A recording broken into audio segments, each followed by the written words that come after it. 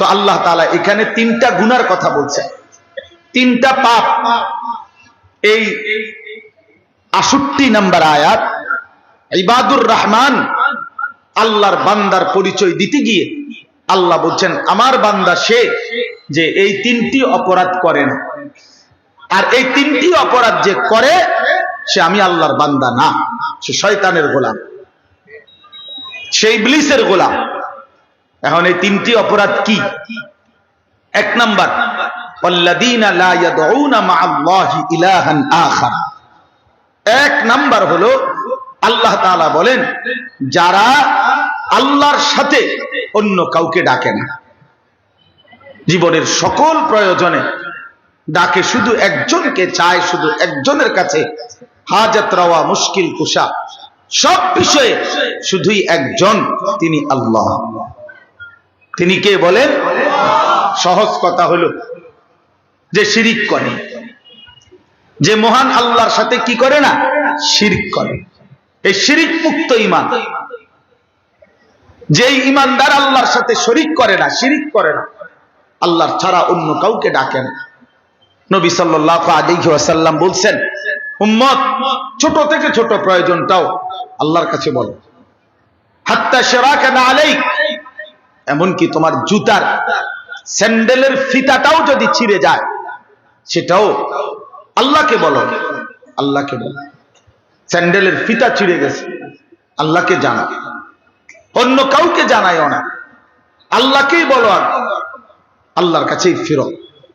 কোরআনুল কারীমের মধ্যে আছে আল্লাহ তাআলা বলছেন মাসালুল লাযীনা ইত্তাখাযু মিন দুনিল্লাহি আউলিয়া কামাসালিল আনকাবুত ইত্তাখাযাত বাইতান ওয়া ইন্না আওহানাল বুয়ুতি লা বাইতুল আনকাবুত। আল্লাহ বলেন যারা আল্লাহকে বাদ দিয়ে অন্য কাউকে বন্ধু বানাইলো তারা মাকড়সার মতো। মাকড়সা, ওই ব্যক্তি মাকড়সার মতো, যেই মাকড়সা একটা ঘর বানালো। আর আল্লাহ বলেন জানোই তো বান্দা, পৃথিবীতে সবচেয়ে দুর্বল ঘর মাকড়সার ঘর। মাকড়সার ঘর, মাকড়সার ঘর, মাকড়সার ঘর একদম দুর্বল।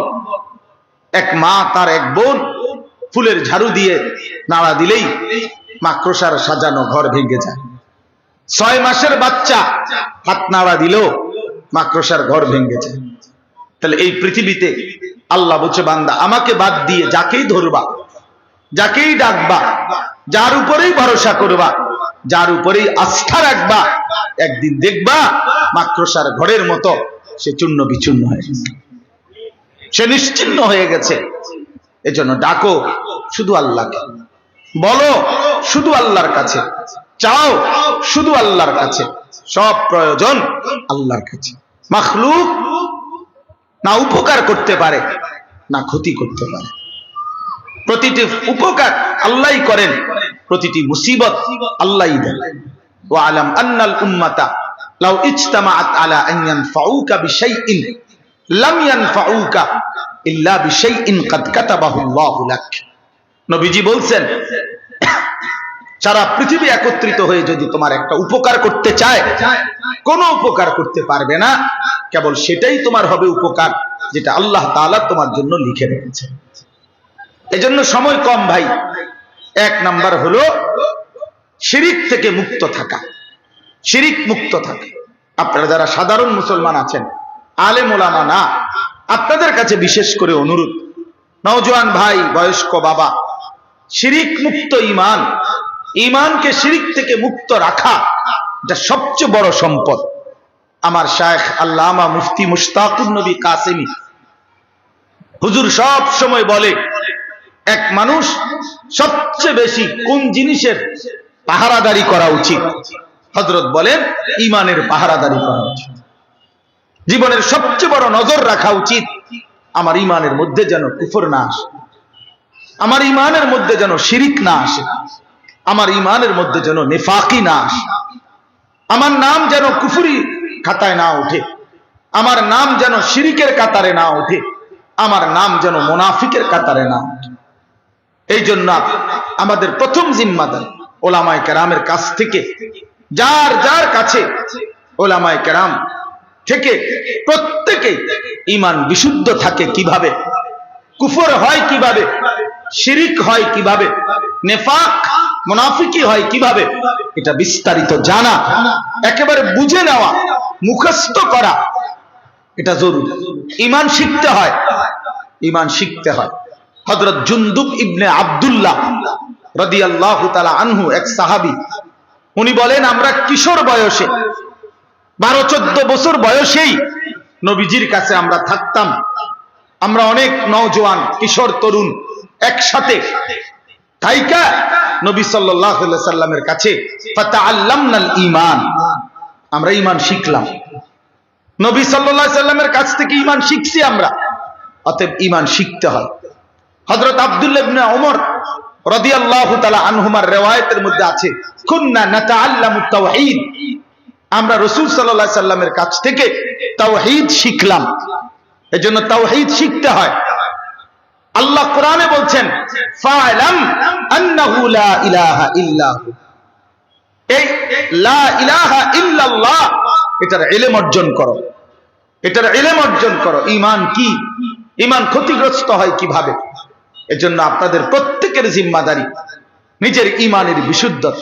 এই পৃথিবী খুব সাজাইলেন, অনেক কিছু করলেন, ভালো কাজও করলেন, কিন্তু ঈমান সঠিক থাকলো না, কুফর, শিরিক, নেফাক, এর কারণে হাসরের ময়দানে দেখবেন সমস্ত ভালো কাজ করার পরেও ফালা নুকিমু লাহুম ইয়াউমাল কিয়ামাতি ওয়াজনা, আল্লাহ বলছে বেঈমান নাফরমান তার আমলনামায় মিজানের পাল্লায় হাসরের ময়দানে তার সমস্ত কর্মকাণ্ড দিলে এটা আর এক বিন্দু, এক ছটাক, 100 গ্রামও ওজনে আসবে না। এজন্য সাধারণ অনেক মুসলমান আপনারা বুঝতেই চান না, আপনাদের এটা জিম্মাদারি।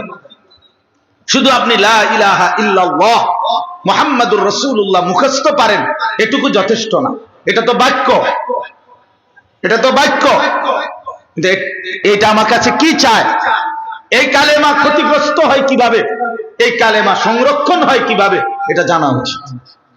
আমার শায়েখ বলে যে এই কাগজের মধ্যে কেউ যদি লেখে চ আকার চা, চ আকার চা, তো এটাই তো চা, কথা বলেন না, এটাই চা নাকি? না না, এটা তো চায়ের শব্দ। সাফাতা সিনি ফানি, ওই তিনটা মিললে যেটা হয় ওইটারে বলে চা। বুঝেন নাই কথাটা? ঠিক তাসদীক বিল জিনান, ইকরার বিল লিসান, আমাল বিল আরকান, কলিজার বিশ্বাস, জবানের উচ্চারণ, সারা অঙ্গে আল্লাহর হুকুমের বাস্তবায়ন, এই সবটা মিললে হয় মুমিন, সবটা মিললে হয় ঈমানদার। এই জন্য প্রিয় বন্ধু, খামখেয়ালি না করা, নিজের ঈমানের হেফাজত করা বহুতই জরুরি। আল্লাহ আমাদেরকে তৌফিক দান করে। 2 নাম্বার, ওয়ালা ইয়াকতুলুনা আন-নাফসাল্লাতী হারামাল্লাহু ইল্লা বিল হক।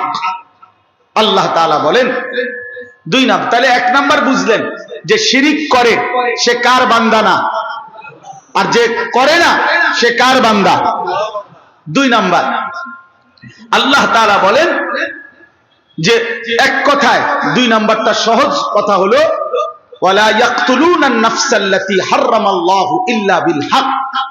আপনাদের বুঝার সহজ সুবিধার্থে এটার অর্থ হলো এই যে কাউকে অন্যায়ভাবে হত্যা করে না, অন্যায়ভাবে কাউকে হত্যা করে না।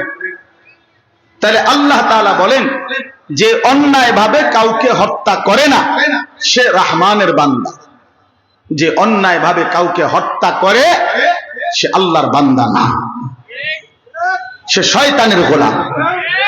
সে কার গোলাম? আবার বলেন কার গোলাম? তাহলে ঈমানদার অন্যায়ভাবে হত্যা করতে পারে না। কোন মুসলিম পরিচয়ধারী ব্যক্তি, নিজেকে মুসলমান পরিচয় দানকারী ব্যক্তি কাউকে কাউকে মুসলমান তো দূরে থাক, কাউকে অন্যায়ভাবে হত্যা করতে পারে। সেখানে খুদ মুসলমানকে যদি হত্যা করে, কোন মুসলিম পরিচয়ধারী ব্যক্তি সে যদি ঈমানদার মুসলমানকে হত্যা করে, সে যদি ঘুমন্ত ঈমানদার মুসলমানকে হত্যা করে, সে যদি সারা দিন 5 ওয়াক্ত নামাজ আদায় করে রাত্রি গভীরে যারা ঘুমাইছে এবং ঈমানদারের উপরে যিনি হত্যা করে, সে আল্লাহর বান্দা হয় কিভাবে? সে রহমানের গোলাম হয় কিভাবে? আল্লাহ তাআলা তো স্পষ্ট বলছেন, ওয়ালা ইয়াকতুলুনা আন-নাফসাল্লাতী হারামাল্লাহু ইল্লা বিল হক। অন্যায় ভাবে যে কাউকে হত্যা করে না, সে আল্লাহর রহমানের বান্দা, আর যে করে সে আল্লাহর বান্দা না। ফামান ইয়াফআল যালিকা, আয়াতটা আছে, আমি এটা পরে বলতেছি একটু। ফামান ইয়াফআল যালিকা ইয়ালকা আসামা, আল্লাহ বলেন এমন পাপী অবশ্যই আমি আল্লাহর নিকট শাস্তির মুখোমুখি হবে। ইউদাআফ লাহুল আযাবু ইয়াওমাল কিয়ামা, কিয়ামতের দিন তাকে দ্বিগুণ দ্বিগুণ ডবল ডবল শাস্তি দেয়া হবে। ওয়া ইয়াখলুদ ফীহি মুহানা, এবং লাঞ্ছিত অপদস্থ করে চিরস্থায়ী জাহান্নামে ছুঁড়ে মারা হবে। প্রিয় ভাই, তাহলে 2 নাম্বার অপরাধ হলো অন্যায় ভাবে কাউকে হত্যা করা। অন্যায় ভাবে যে কাউকে হত্যা করে সে আল্লাহর বান্দা হইতে পারে না, সে আল্লাহর বান্দা নয়, সে শয়তানের গোলাম। আপনাদের কাছে একটা ছোট্ট কথা বলি। রাসূলুল্লাহ সাল্লাল্লাহু আলাইহি ওয়াসাল্লাম মক্কা থেকে হিজরত করে যখন মদিনায় গেছেন, এই মদিনায় হিজরত করে যাওয়ার পরে আল্লাহর নবী সাল্লাল্লাহু আলাইহি সাল্লামের বিরোধিতাকারী মক্কায় এতদিন ছিল যারা, তাদের প্রকাশ্য পরিচয় ছিল তারা কাফের। তারা ডাইরেক্ট আল্লাহর নবী সাল্লাল্লাহু আলাইহি সাল্লামকে অস্বীকার করত, খোলামেলা, আলানিয়াতান, প্রকাশ্য। কিন্তু মদিনায় যাওয়ার পরে মদিনার মধ্যে একটা নতুন শ্রেণী রাসূলুল্লাহ সাল্লাল্লাহু আলাইহি সাল্লামের বিরোধিতাকারী উদ্ভব হইল। আগের কাফের তো আছেই, প্রকাশ্য বিরোধিতাকারী, অস্বীকারকারী, এটা তো একটা কাফেলা গ্রুপ আছেই। কিন্তু মদিনাতে একটা নতুন গ্রুপ হলো, তারা অধিকাংশই ছিল ইহুদি। রাসূলুল্লাহ সাল্লাল্লাহু আলাইহি সাল্লামের কাছে এসে ছদ্মবেশে নবী সাল্লাল্লাহু আলাইহি সাল্লামের কাছে নিজেকে মুসলমান পরিচয় দিত, নিজেকে কালেমা উচ্চারণ করত, কিন্তু কলিজার মধ্যে গুড়া ছিল আল্লাহ এবং রাসূলের বিরোধিতা। এদেরকে বলা হয় মুনাফিক। এদেরকে কি বলা হয়? আব্দুল্লাহ ইবনে উবাই ইবনে সালুল নামে মদিনার একজন বড় সর্দার ছিল।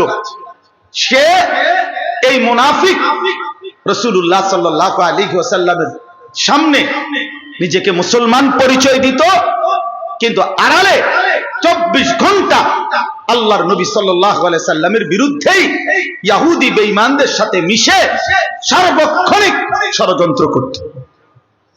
সে মুনাফিক সর্দার।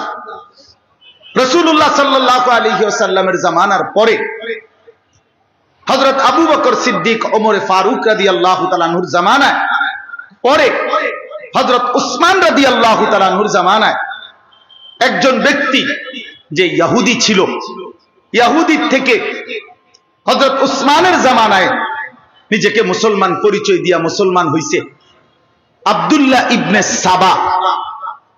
এই ব্যক্তি পৃথিবীর ইতিহাসের এই দ্বিতীয় কুখ্যাত মুনাফিক। প্রথম বিখ্যাত মুনাফিকের নাম হলো আব্দুল্লাহ ইবনে উবাই, আর এই দ্বিতীয় যে ব্যক্তি সবচেয়ে বেশি ইতিহাসে মুনাফিক হিসাবে পৃথিবীর ইতিহাসে, ইসলামের ইতিহাসে ধিকৃত, সবচেয়ে বেশি ঘৃণিত এই ব্যক্তি হলো এই লোকটা আব্দুল্লাহ ইবনে সাবা। সাবাই, তার কিছু অনুসারী ছিল যারা মুনাফিক। তার পরিচয় ছিল পৃথিবীর ইতিহাসে, ইসলামের ইতিহাসের পাতায় তাদের নাম আছে সাবাই গোষ্ঠী, সাবাই মুনাফিক। এরা হযরত উসমান রাদিয়াল্লাহু তাআলা আনহুর জামানা থেকে এই বেঈমান মুনাফিক আব্দুল্লাহ ইবনে সাবা ছদ্মবেশে মুনাফিকি শুরু করছে ইসলামের বিরুদ্ধে, এবং হযরত উসমানকে শহীদ করছে। এই সাবাই গোষ্ঠীর প্রেরণায় হযরত আলী শাহাদাত বরণ করছেন।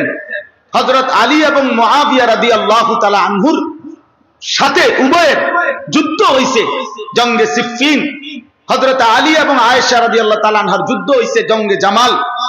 এই সমস্ত কিছুর নেপথ্যে ইসলামের ইতিহাসের এই হযরত ওসমান রাদিয়াল্লাহু তাআলা আনহুর শাহাদাত এবং হযরত আলী রাদিয়াল্লাহু তাআলা আনহুর খিলাফত মুআবিয়া রাদিয়াল্লাহু তাআলা আনহুর সাথে তার যুদ্ধ এবং আলী রাদিয়াল্লাহু তাআলা আনহুর শাহাদাত, এই সবটা কার্যক্রমের প্রধান কারিগর নেপথ্যে যে ছিল, সে ছিল এই আব্দুল্লাহ ইবনে সাবা এবং তার সাবাই মুনাফিক গোষ্ঠী।